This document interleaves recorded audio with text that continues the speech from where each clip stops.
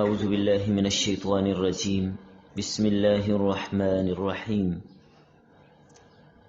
Film تقتلوہم پس تم نے ان کو قتل نہیں کیا ولکن اللہ قتلہم اور لیکن اللہ تعالی نے ان کو قتل کیا وما رمیت اذ رمیت ولکن اللہ رمی وما رمیتا اور نہیں پھینکی آپ نے ریت مٹی اذ رمیتا جس وقت آپ نے پھینکی ولیکن اللہ رمی اور لیکن اللہ تعالی نے پھینکی وَلِيُبْلِيَ الْمُؤْمِنِينَ مِنْهُ اور تاکہ انعام دے مومنوں کو اپنی طرف سے بلاءً حسنا اچھا انعام ان اللہ سمیع علیم بے شک اللہ تعالی سننے والا جاننے والا ہے ذالکم یہ بات تو ہو چکی وان اللہ موہن کید الکافرین اور بے شک اللہ تعالی کمزور کرنے والا ہے کافروں کی تدبیر کو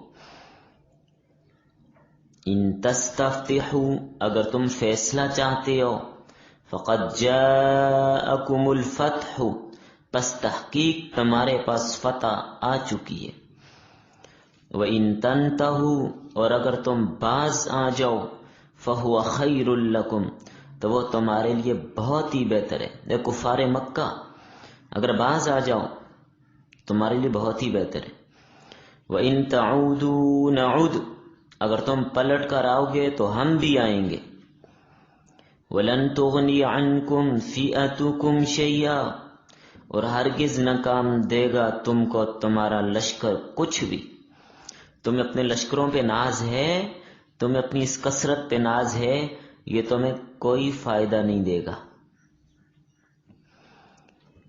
وَلَوْ كَثُرَتْ اگرچہ وہ زیادہ ہی کیوں نہ ہو جتنا زیادہ لشکر ہی کیوں نہ ہو تم اب مقابلہ نہیں کر سکتے وَأَنَّ اللَّهَ مَعَ الْمُؤْمِنِينَ اور بے شک اللہ تعالی مومنین کے ساتھ ہے اللہ کس کے ساتھ ہے اہل ایمان کے ساتھ جی لکھیے سورۃ الانفال درس نمبر 5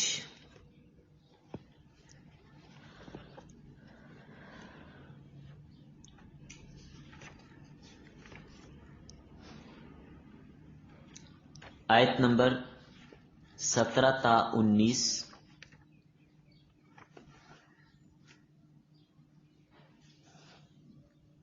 آج کے سبق کا عنوان ہے سبب غلبہ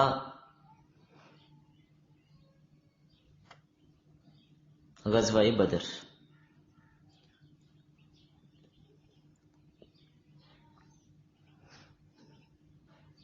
سبق کا ربط گزشتہ آیات میں اللہ تعالی کی طرف سے بدر میں غیبی مدد کا ذکر تھا اب ان آیات میں بھی غیبی ہی مدد کو بیان کیا جا رہا ہے کہ غزوہ بدر میں جو فتح ہوئی وہ اللہ تعالی کی غیبی امداد سے ہوئی فتح بدر اصل میں قدرت خداوندی کا کرشمہ ہے باقی جتنا بھی نظام ہوا وہ سب محض ایک واسطہ تھا ایک سبب تھا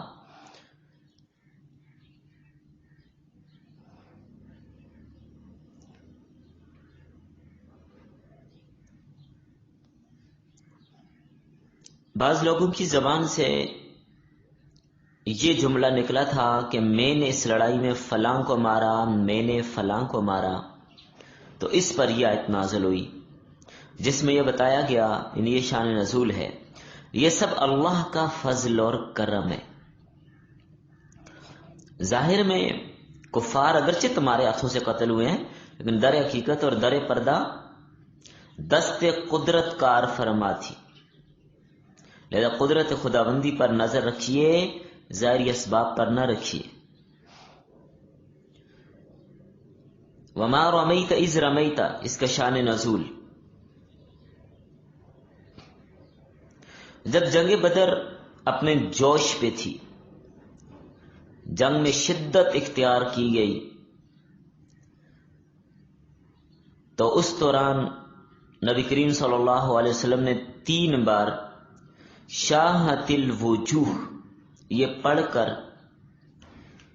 ایک مٹھی مٹی کی کفار کی طرف پھینک دی،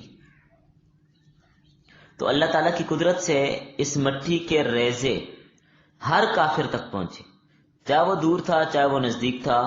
1000 کے پورے لشکر جرار میں اللہ نے یہ مٹی پہنچا دی اور کافر کی آنکھ میں پہنچی، جس سے کفار اپنی آنکھیں ملنے لگے، اور اوپر سے مسلمانوں نے حلہ بول دیا۔ صحابہ کو فرمایا کرو حملہ ان پر، پھر ان پر حملہ ہوا، تو آخرکار کفار مغلوب ہوئے اور بھاگنے پہ مجبور ہوئے۔ اس واقعہ کو اللہ تعالی نے اپنی طرف منسوب فرمایا۔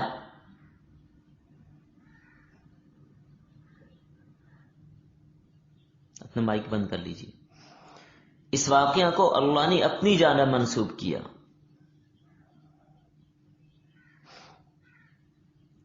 باقی اللہ تعالیٰ کا احسان ہے کہ اس نے تمہارے ہاتھوں یہ کام کرایا ہے۔ فرمایا اے نبی صلی اللہ علیہ وسلم، جب آپ نے کافروں کی طرف مٹی پھینکی، در حقیقت وہ آپ نے نہیں پھینکی، اللہ نے پھینکی۔ وَمَا رَمَيْتَ إِذْ رَمَيْتَ وَلَكِنَّ اللَّهَ رَمَى۔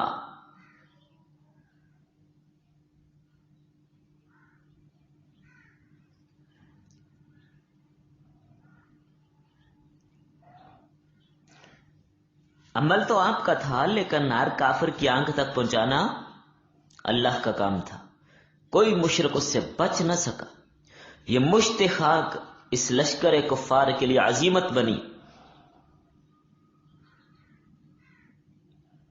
یہ سب اس لیے ہوا کہ دنیا جان لے کہ اللہ نے اپنے دوستوں کے ہاتھوں سے کفار کو ذلیل کر دیا اور متکبر اور سرکش لوگوں کو موت کے گھاٹ اتار دیا۔ اللہ تعالیٰ مومنین کی دعاؤں کو سننے والا اور ان کے اخلاص کو خوب جاننے والا ہے۔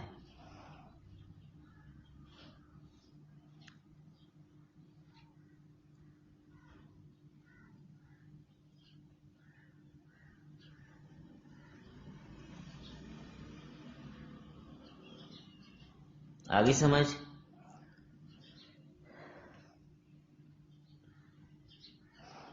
تو اللہ تعالیٰ مومنین کی دعاؤں کو سننے والے اور فرمایا کفار کی تدبیر کو سست کرنے والا ہے، ان کے ہیلوں کو باطل کرنے والا ہے۔ یہ فعل قتل اگرچہ مسلمانوں کے ہاتھوں سے ہوا، اور فعل رمی یہ مٹی کا پھینکا جانا یہ نبی صلی اللہ علیہ وسلم کے ہاتھوں سے ظاہر ہوا، مگر باعتبار اثر اور نتیجہ کے بشری طاقت سے بالا تر تھا کہ ایک مٹھی مٹی کی پھینکی اور ہر کافر کی آنکھ میں پہنچ جائے، یہ اللہ نے کیا۔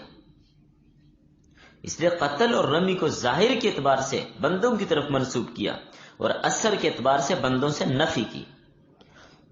جب نبی صلی اللہ علیہ وسلم نے یہ مٹی پھینکی تو حقیقت میں کس نے پھینکی؟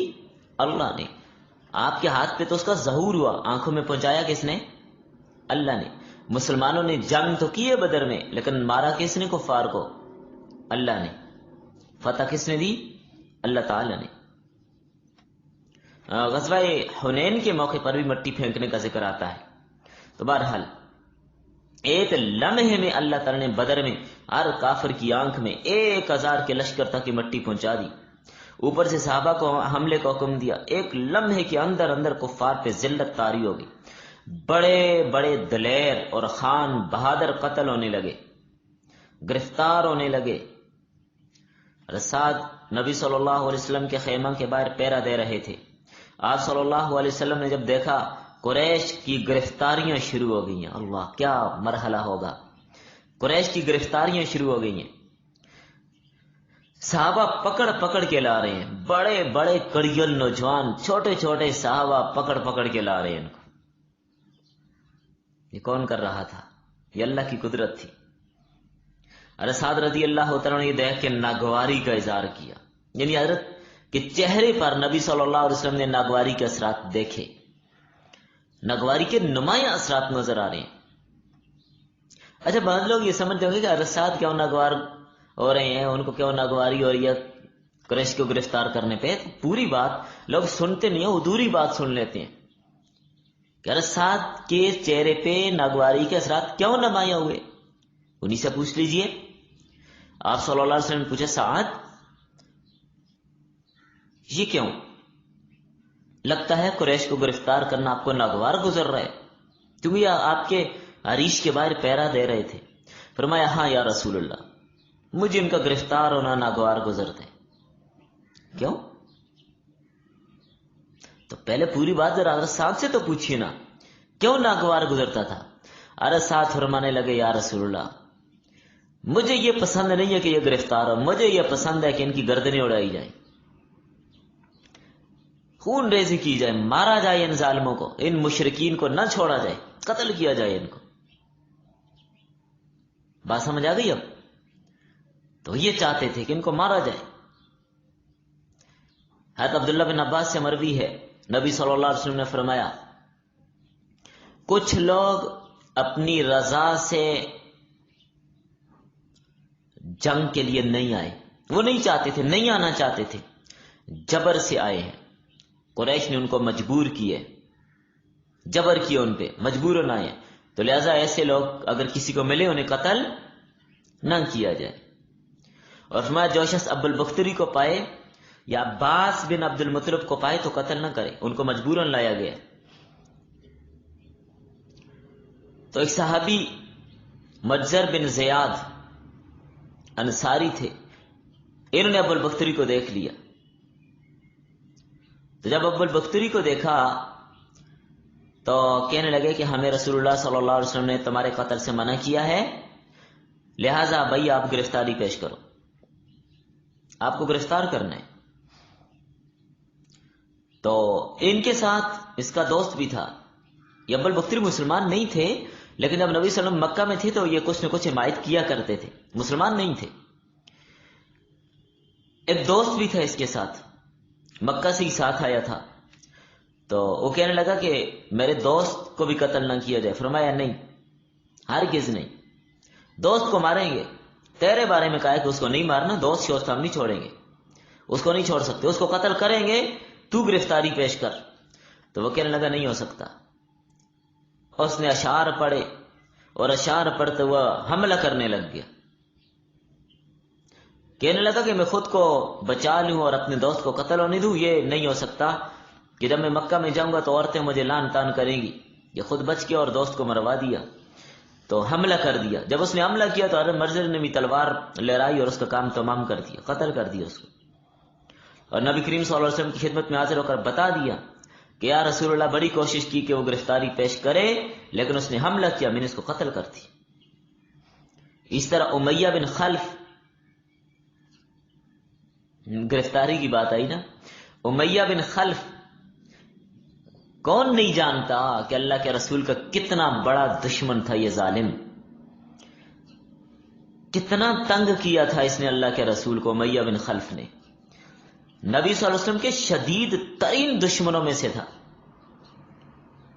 اور اس کو حضرت سعد رضی اللہ عنہ کی زبانی مکہ میں ہی خبر پہنچ گئی تھی. اس کو بتا دیا گیا تھا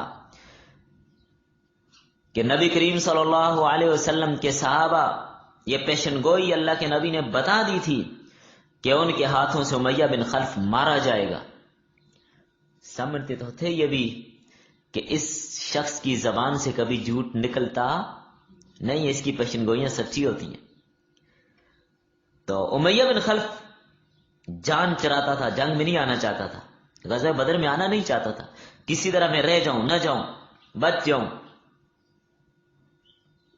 تو ابو جہل نے بڑی اس کو غیرت دلائی، بڑی کوشش کی اس کو جنگ میں لانے کے لیے کہ چلا جائے. پھر کہنے لگا اس وادی کا سردار ہے تو، اگر تو نہیں جائے گا تو باقی لوگ بھی پہلو طئی کریں گے، باقی لوگ بھی نہیں جائیں گے. بڑا اس کو سمجھایا، اصرار کیا. بالآخر امیہ بن خلف مجبور ہو گیا، تو اپنی جگہ پہ سوچا کہ چلو یہاں مکہ سے تو ساتھ چلا جاتا ہوں، لیکن میں تیز رفتار اونٹ کا بندوبست کرتا ہوں، کوئی تیز رفتار اونٹ خریدوں گا اور راستے میں ان کے ساتھ جاؤں گا تو صحیح، لیکن راستے میں کسی جگہ موقع پا کے واپس بھاگ جاؤں گا، واپس آ جاؤں گا، کہیں بھی موقع ملا میں واپس مکہ آ جاؤں گا۔ تو بہرحال بیوی کے پاس کیا، کہنے لگا میرا سامان تیار کرو، کدھر جانے؟ جنگ کے لیے جانے۔ بیوی کہنے لگی تمہیں اپنے یسربی بھائی کی بات یاد نہیں ہے؟ دیکھیے کتنا ان لوگوں کا یقین تھا کہ نبی صلی اللہ علیہ وسلم جو پیشن گوئی دے رہے ہیں وہ ہوتی سچی ہے۔ کہنے لگی اپنے یسربی بھائی کی بات یاد نہیں ہے کہ تم محمد کے اصحاب کے ہاتھوں مارے جاؤ گے؟ کہنے لگا بڑی اچھی طرح یاد ہے۔ تو کہنے لگا میرا ارادہ جانے کا نہیں ہے، بس ابو جہل چھوڑ نہیں رہا، میں راستے سے کہیں سے بھی موقع پا کر واپس آ جاؤں گا۔ بہرحال اللہ کے نبی کی پیشن گوئی تو تھی، مرنا تو تھا نا، واپس تو آ سکتا تھا۔ موقع کی طاق میں رہا لیکن سیدھا بدر پہنچ جایا، منزل در منزل سیدھا بدر پہنچا، راستے میں کوئی واپسی کا موقع نہ ملا۔ اور جب بدر کے میدان میں آیا، جنگ شروع ہوئی اور صحابہ کی طرف سے غلبہ شروع ہوا، ایمان والوں کو غلبہ ملا، میدان جنگ کے اندر گرفتاریاں شروع ہو رہی ہیں۔ حضرت بلال رضی اللہ تعالیٰ عنہ، سنے نا نام؟ کس نے نہیں سنا بلال کا نام؟ حضرت بلال رضی اللہ تعالیٰ کی نظر پڑ گئی کس پر؟ امیہ بن خلف پہ۔ اچھا حضرت بلال امیہ بن خلف کو کیسے جانتے تھے؟ کسی کو پتہ ہے؟ شابش۔ حضرت بلال رضی اللہ تعالیٰ عنہ اس امیہ کو کیسے جانتے تھے؟ کیا؟ جی اسی کے غلام تھے، اسی امیہ بن خلف کے غلام تھے۔ تو حضرت بلال رضی اللہ عنہ جب اس کو دیکھ لیا کہ یہ وہی تو ہے نا مکہ میں گرم پتھروں میں لٹایا کرتا تھا، حضرت بلال پہ جبر و ستم کی اس ظالم نے۔ حضرت بلال نے دیکھتے ہی انصار کو للکارا، اے انصار! جب للکارا تو حضرت عبد الرحمن بن عوف اس کو گرفتار کرنے کے چکر میں تھے، امیہ بن خلف کو، تو وہ چاہتے تھے یہ قتل نہ ہو، گرفتار ہو جائے، شاید بعد میں کسی موقع پر مسلمان ہو ہی جائے، اس کو ہدایت مل جائے۔ تو جب سردار مسلمان ہو جائیں تو فائدہ زیادہ ہو جاتے ہیں نا۔ تو حضرت عبد الرحمن بن عوف رضی اللہ عنہ نے اس کو گرفتار کیا، پکڑ لیا اس کو،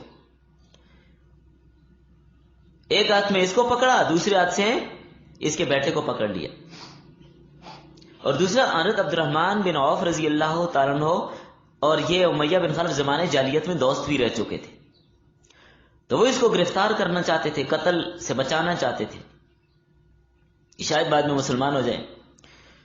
تو حضرت عبد الرحمن کے ہاتھوں میں کچھ زیریں بھی تھیں جو انہوں نے کافروں سے چھینی تھیں، انہوں نے ان کو نیچے رکھا اور امیہ اور اس کے بیٹے کو ہاتھ سے پکڑ لیا، لیکن حضرت بلال نے آواز دی پکڑو کفار کے سردار امیہ کو، میں نہ بچوں اگر یہ بچ جائے، میں نہ بچوں اگر یہ بچ جائے، پکڑو اسے۔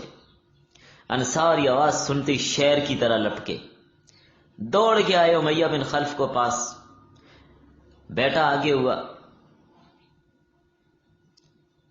یا حضرت عبد الرحمن بن عوف نے اسے آگے کیا کہ یہ بچ جائے، بیٹے کو بھی انصار نے قتل کر دیا۔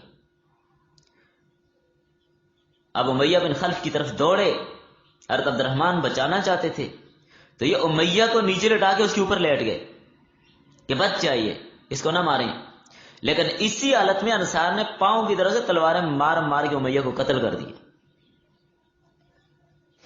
حضرت عبد الرحمن بن عوف فرمایا کرتے تھے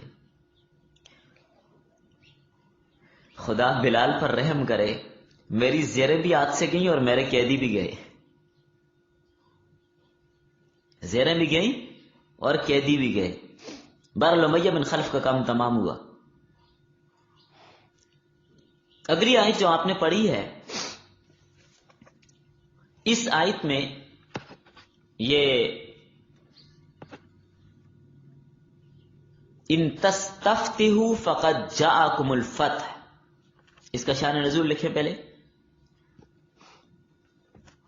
ابو جہل اور کفار مکہ جب مکہ سے نکلنے لگے تھے تو حرم کا غلاف پکڑ کے، پردہ پکڑ کے یہ دعائیں کی تھی، اے اللہ ہمارے اور محمد کے لشکر میں دین کے اعتبار سے جو بہتر ہے اس کو غلبہ دینا۔ دعا کیا کی؟ اے اللہ دین کے اعتبار سے جو بہتر ہے غلبہ اس سے دینا۔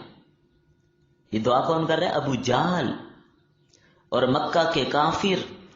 اللہ نے دعا سن لی کہ جو دین کے اعتبار سے بہتر اس کو غلبہ دیا کہ نہیں دیا؟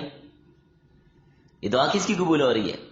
دعا کے مطابق مسلمانوں کو اللہ نے فتح دے دی، اور یہ آیت نازل ہوئی، اور اس آیت میں بتا دیا کہ تمہاری دعا کے مطابق فتح تمہارے سامنے آ گئی ہے۔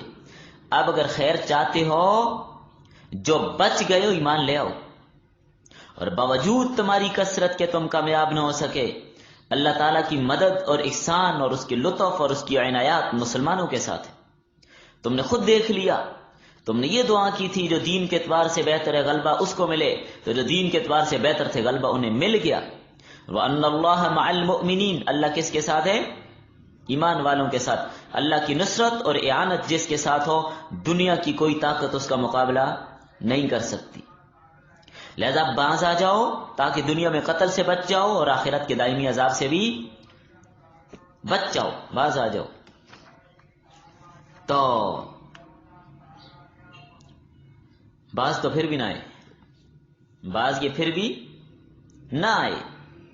اسی لیے اس آیت میں آپ نے پڑھ لی بات ساری، ان تستفتحوا فقد جاءکم الفتح، تم فتح چاہتے ہو تو فتح آ گئی ہے۔ جو تم نے دعا کی تھی نا کہ جو دین کے اعتبار سے بہتر ہے وہ غالب آئے، وہ غالب آ گیا۔ لہذا اب وہ دین تم بھی قبول کرو۔ وَإِن تَنْتَهُوا فَهُوَ خَيْرٌ لَكُمْ، اگر باز آ جاؤ گے تمہارے لیے بہتر ہوگا۔ وَإِن تَعُودُوا نَعُودْ، دوبارہ شرارت کرو گے ہم لوٹ کے آئیں گے، پھر تمہاری گردنیں ماری جائیں گی۔ وَلَن تُغْنِ عَنْكُمْ فِئَاتُكُمْ شَيْئًا وَلَوْ كَثُرَتْ وَأَنَّ اللَّهَ مَعَ الْمُؤْمِنِينَ، جن لشکروں پہ، جن فوجوں پہ، جن دستوں پہ، جن جوانوں اور بہادروں پہ تمہیں ناز تھا، یہ کچھ کام نہیں آئیں گے، جتنے بھی زیادہ کیوں نہ ہو۔ اور ابو جہل دعا کر کے نکلا تھا، مارا گیا بدر میں۔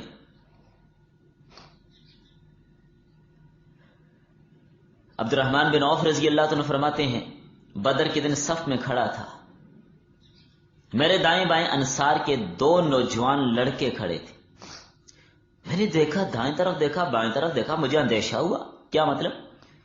کہ بھئی میں 2 مردوں کے درمیان میں ہوتا تو پھر کچھ کام بنتا، میرے ادھر بھی بچہ ادھر بھی بچہ، کمزور کمزور لڑکے ہیں۔ کہ میں اسی سوچوں میں گم تھا، اچانک ان میں سے ایک بچہ مجھے پوچھنے لگا، چچا ابو جہل کون سا ہے؟ کیونکہ عبد الرحمن بن عوف تو مکہ سے آئے تھے، جانتے تھے کون ہے، ان کو پتا تھا۔ تو یہ بچے تو نہیں جانتے تھے، ان کو کیا پتا ابو جہل کیا کون ہے، سنا تو تھا۔ پوچھنے لگے ابو جہل کون سے ان میں، یہ جو سامنے کھڑے ہیں نا ان میں ابو جہل کون سے ہے؟ میں نے کہا بیٹا اسے دیکھ کر کیا کرنا ہے، چھوڑو، اسے دیکھ کر کیا کرو گے؟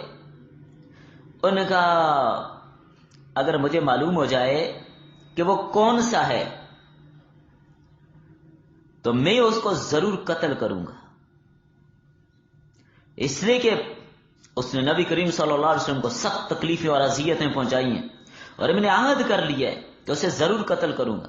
قسم ہے خدا کی اگر میں اسے دیکھ پاؤں تو میرا سایہ اس کے سائے سے جدا نہ ہوگا جب تک ہم میں سے جس کی موت پہلے مقدر ہو چکی ہے مر نہ جائے، نہیں چھوڑوں گا اسے۔ کہتے یہ سن کر میرے دل میں جو اندیشہ تھا نا کہ میرے دائیں بائیں مرد ہوتے، وہ اندیشہ تو ختم ہو گیا۔ یہ بچے بھی مردوں سے کم نہیں ہیں۔ بہرحال یہ دونوں باز کی طرح دوڑے، لپ کے ابو جہل کی طرف بھاگے، ادھر سے اشارہ کیا وہ ابو جہل ہے، یہ پہنچ گئے اس کو، جیسے شہر پہنچ جاتے، جا کر حملہ کیا اس پہ اور گرا دیا اس کو۔ ان دونوں کا نام کیا تھا؟ ایک کا نام تھا معاذ بن عفرا اور دوسرے کا نام تھا معوذ بن عفرہ. یہ معاذ اور معوذ نہیں ہے، معوذ. سمجھ آ گئی؟ تو اکرمہ ابو جہل کا بیٹا باپ کے دفاع میں تھا، تو وہ لپکا اور جلدی سے اس نے حضرت معاذ کے شانے پہ حملہ کیا، تلوار ماری جس سے ایک بازو ان کا کٹ گیا تھا، لٹک رہا تھا بس چھوٹا سا تسمہ ساتھ. شام تک اسی حالت میں لڑتے رہے، اسی حالت میں، بازو ختم، پھر اس کو بالکل الگ کر کے پھینک دیا، لیکن شام تک لڑتے رہے. یہ حضرت معاذ جو تھے، حضرت عثمان غنی رضی اللہ عنہ کے زمانے خلافت میں ان کی وفات ہوئی تھی. اور معوذ یہ لڑتے لڑتے پھر ابو جہل کو قتل کرنے کے بعد جنگ میں لڑتے رہے اور وہیں پر شہید ہو گئے تھے. انا للہ و انا الیہ راجعون. نبی کریم صلی اللہ علیہ وسلم نے فرمایا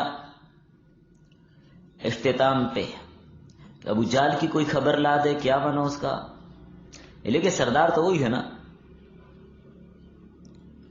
سب سے بڑا دشمن بھی تو یہی تھا.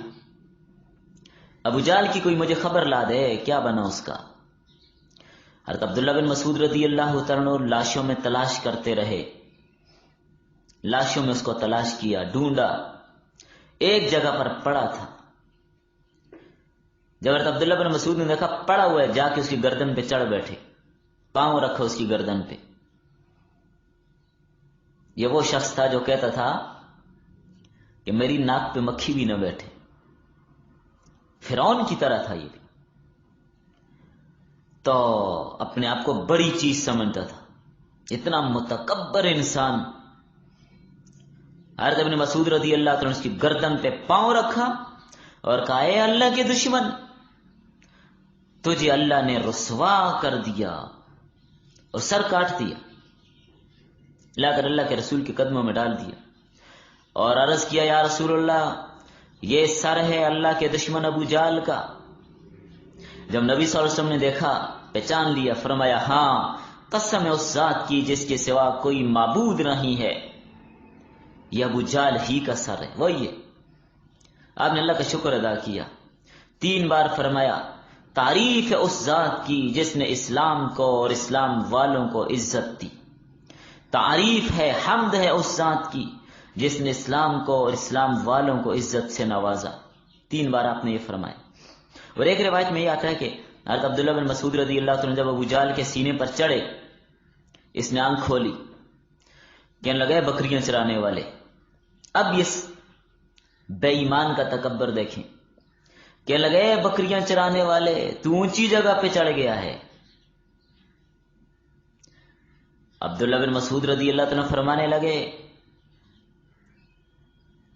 حمد ہے اس ذات کی جس نے مجھے یہ قدرت دی کہ تجھ بدبخت کے سینے پہ پاؤں رکھا ہوں، تیرے اوپر چڑھ گیا ہوں، اس نے مجھے قدرت دی ہے. پھر پوچھنے لگا فتح کس کو ہوئی؟ حضرت عبداللہ بن مسعود نے فرمایا اللہ اور اس کے رسول کو. کہنے لگا تیرا کیا ارادہ ہے؟ اب مر رہا تھا، آخری سانسوں میں تھا، تیرا کیا ارادہ ہے؟ حضرت عبداللہ بن مسعود نے فرمایا تیرا سر قلم کرنے کا ارادہ ہے. اور آپ کو پتا عبداللہ بن مسعود بھی تو کمزور سے تھے، چھوٹے سے صحابی تھے. بعض رات نے تو یہ لکھا ہے کہ عبداللہ بن مسعود رضی اللہ عنہ اتنے سے تھے کہ جس طرح ہم بیٹھے تو وہ کھڑے ہوں، اتنا سا قد تھا. لیکن اللہ نے جو علم دیا تھا عبداللہ بن مسعود کو، جو 7 مشہور اور معروف صحابہ تھے مدینے میں علم والے، ان میں 6، ان میں ایک عبداللہ بن مسعود بھی تھے. اور بلکہ ان میں نہیں، ان سب کے جتنے جو 6 بڑے صحابہ جن کا علم مدینے میں مشہور اور معروف تھا، بڑے بڑے صحابوں سے مسائل سیکھنے، پوچھنے، لینے کے لیے آتے تھے. حضرت علی اور عبداللہ بن مسعود، ان پر ان 6 کی انتہا تھی.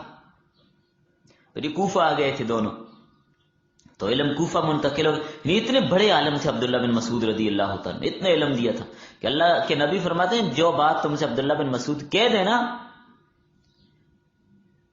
تو مجھے عبداللہ بن مسعود پہ اعتماد ہے، میں اس پہ راضی ہوں. تو حضرت عبداللہ بن مسعود رضی اللہ تعالیٰ عنہ سے پوچھنے لگا کیا ارادہ ہے؟ میں تیرا سر قلم کرنے کے ارادے اور کیا ارادے؟ کہنے لگا اچھا یہ میری تلوار لو، یہ بڑی تیز ہے، تیرا مقصد جلدی پورا کرے گی، کاٹ لو، اور ہاں میرا سر ذرا شانوں کے قریب سے کاٹنا، یعنی گردن کو بالکل اوپر سے نہیں نیچے سے کاٹنا، تاکہ دیکھنے والوں کی نظر میں ہیبت ناک معلوم ہو۔ اللہ اکبر، کتنا ظالم تھا ابو جہل، کتنا بدبخت تھا، کتنا سرکش اور متکبر تھا۔ میں ایک جملہ بول رہا ہوں، کتنا ظالم تھا، اللہ اس کی قبر پہ کروڑوں لعنتیں نازل کرے۔ جہاں پر یہ ہے نا، کروڑوں لعنتیں اس ملعون پہ ہوں۔ کہنے لگا محمد کو جا کے بتا دینا کہ میرے دل میں گزشتہ کی بنسبت آج تیرا بغض اور زیادہ ہے۔ مر رہا ہے خبیث، لیکن اس وقت بھی اس کی نفرت اور اس ظالم کا بغض ختم نہیں ہوا۔ آ کے نبی کریم صلی اللہ علیہ وسلم کو سارا واقعہ حضرت عبداللہ بن مسعود نے سنایا۔ اللہ کے نبی نے فرمایا یہ میرا اور میری امت کا فرعون تھا، اس کا شر حضرت موسیٰ علیہ السلام کے فرعون سے بھی بڑا تھا۔ فرمایا اس نے تو مرتے وقت پھر عاجزی کے اظہار کر دیا تھا کہ میں موسیٰ اور ہارون کے رب پر ایمان لاتا ہوں، جس پر بنی اسرائیل ایمان لائی ایمان لاتا ہوں، لیکن یہ اتنا بدبخت تھا کہ مرتے وقت بھی تکبر اس سے ختم نہیں ہوا۔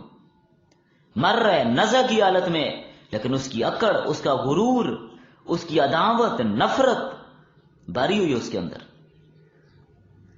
تو بڑا بدبخت آدمی تھا یہ۔ جی چلیں بس کرتے ہیں۔